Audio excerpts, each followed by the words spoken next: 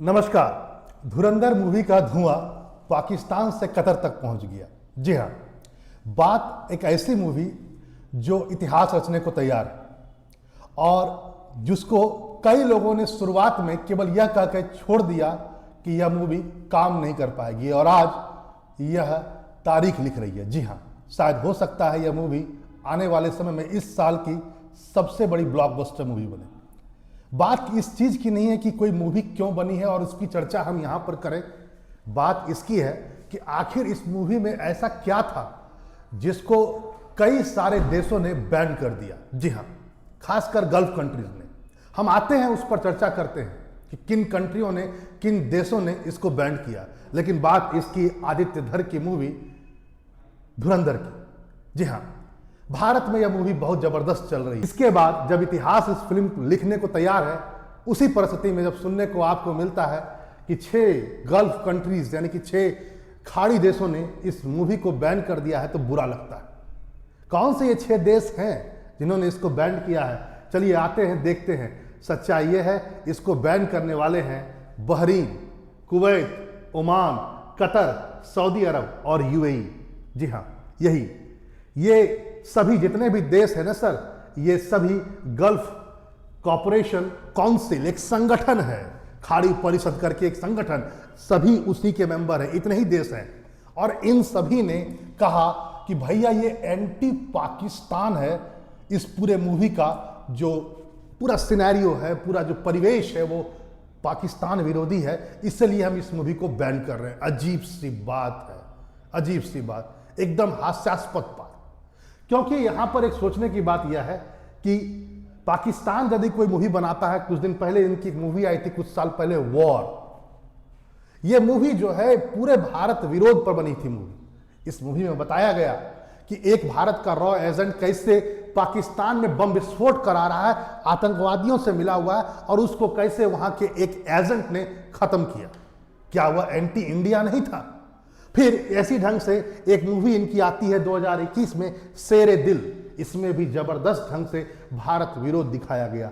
उस समय ये सारे देश मुंह में दही जमा करके बैठे हुए थे। सच्चाई ये है, इसको भी समझना होगा। वह यह है कि आज के तारीख में आपको पता होना चाहिए कि जो गल्फ काउंसिल है, ये जो संगठन है जिसके सारे देशों ने बैन कर दिया इस मूवी को, इसमें पाकिस्तान नहीं है, उसका मुखिया कौन है, कौन इसमें हेड पोजीशन में है?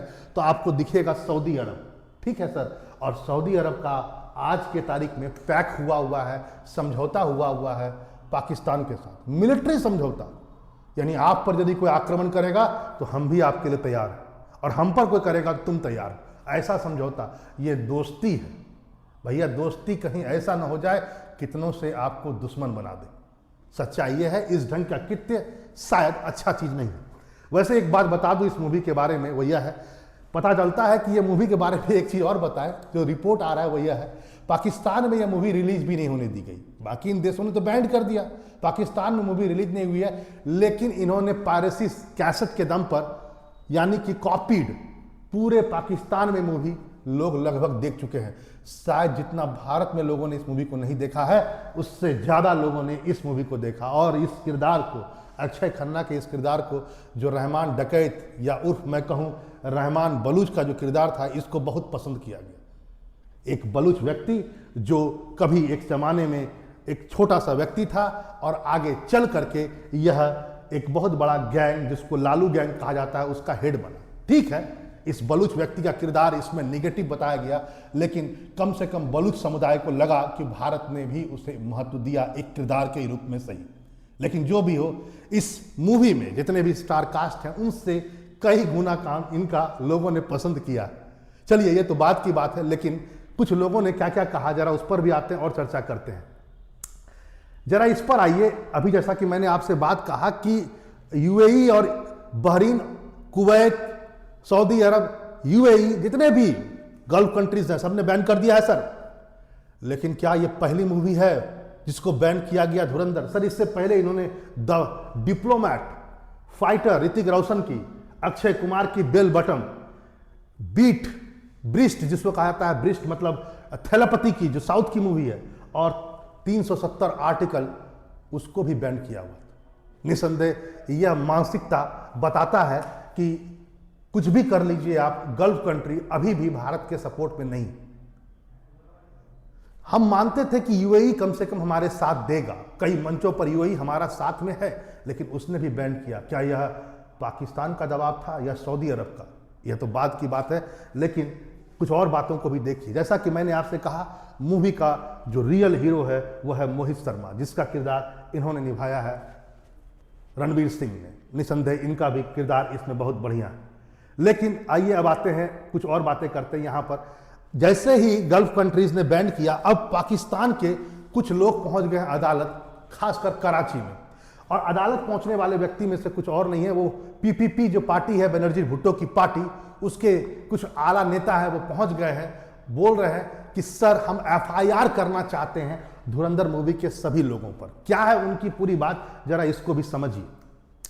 इन्होंने कहा कि प्रोड्यूसर डायरेक्टर के साथ साथ जितने भी एक्टर हैं सबको एफआईआर सब पर दर्ज किया जाए, क्योंकि इसमें हमारे जो पीपीपी पार्टी है उसके कुछ लोगों को चुराया गया है, उसके झंडों को चुराया गया है और उसे एक पार्टी नहीं बल्कि एक आतंकवादी संगठन के रूप में चित्रित किया गया है। उन्होंने कहा कि डायरेक्टर आदित्य धर के साथ साथ प्रोड्यूसर लोकेश धर और ज्योति किशोर पांडे को भी गिरफ्तार किया जाए। साथ में जितने भी किरदार थे, अक्षय खन्ना, रणबीर कपूर, अर्जुन रामपाल, महादेवन या हीरोइनें हो या संजय दत्त, सबके खिलाफ गिरफ्तारी का वारंट इशू करवाना चाहते हैं। ये एक ख्याली पुलाव है।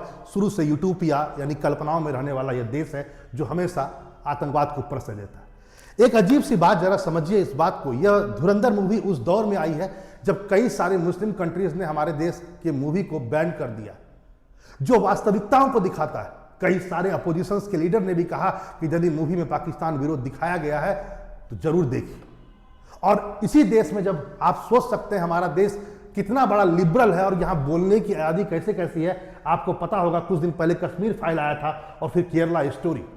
इन दोनों के खिलाफ हमारे देश में कई तरह से बहस हुआ, इस देश ने उसको स्वीकार किया। कई थिएटर्स मालिकों ने इनकी फिल्म को रिलीज नहीं होने दिया। भारत में ही सोच सकते हैं, एक भारतीय होकर के भी भारत का सच दिखाने में कई सारे लोग हिचकते हैं, कई सारे लोगों ने इसको स्पॉन्सर नहीं किया और वहीं दूसरे देश आपके फिल्म को बैन कर देते। जरूरत इस बात की है कि एकता स्टैब्लिश की जाए। कहीं ऐसा तो नहीं कि हम अपने देश की चीज़ों को दिखाने में पीछे हटते हैं और जब हम सच्चाई लाते हैं सामने तो पता चलता है अपने ही लोग हमारे विरोध में खड़े हो जाते हैं। इसको दूर करना होगा, हम अपने देश को एकजुट रखना होगा। ये नहीं कि अपने देश में ही हम एक नए पाकिस्तान को जन्म दे दें। देखिए कुछ और बातों को जरा समझिए। आज के तारीख में एक न्यूज़ और भी हल्के में है, जरा समझिए। जहां धुरंधर मूवी को पाकिस्तान में रिलीज भी नहीं किया गया, वैसे अब पाकिस्तान में कोई भी भारतीय फिल्म रिलीज नहीं हो रहा और जो वहां का फिल्म एक तरह से कहा जाए निम्न अवस्था में जा रहा है, नीचे अवस्था में जा रहा है।